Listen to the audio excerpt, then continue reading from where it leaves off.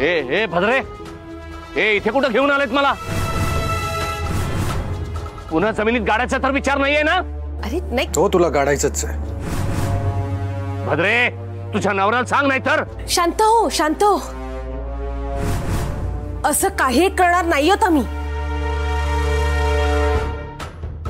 इथे आम्ही तुला तुझ्या भल्यासाठीच आणलंय.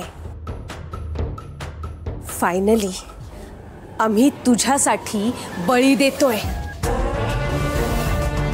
काय? हो, तू पुन्हा एकदा जिवंत होणार आहेस शेटकोबा. बळी देणार? मला परत जिवंत करणार? कोण आहे तो? कोणाचा बळी देणार? सांग मला लवकर, लवकर घेऊन ये त्याला, लवकर घेऊन ये आणि बळी दे कसा.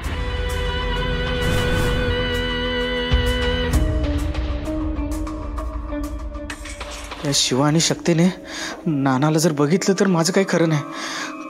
बापरे, काय करू? गावाकडे जाऊ काय निघून?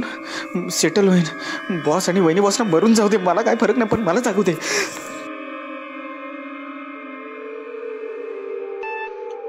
आता कोणाचा फोन आला? अरे बापरे, काय करू? फोन उचलू की नको? नाही, यांना कळलं तर.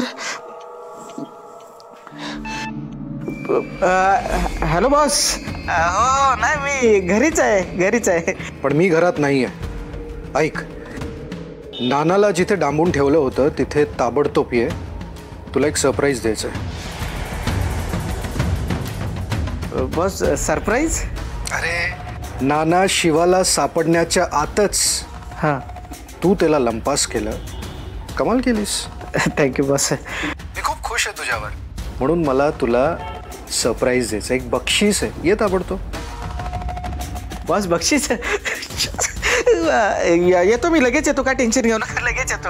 हा, बापरे, बक्षीस मिळणार आहे मला. बापरे, मोठं बक्षीस असणार. बॉस देणार म्हणजे जाऊ दे. गावाला जायचा प्लॅन कॅन्सल. तो नाना मेला तरी मला काय हरकत नाही.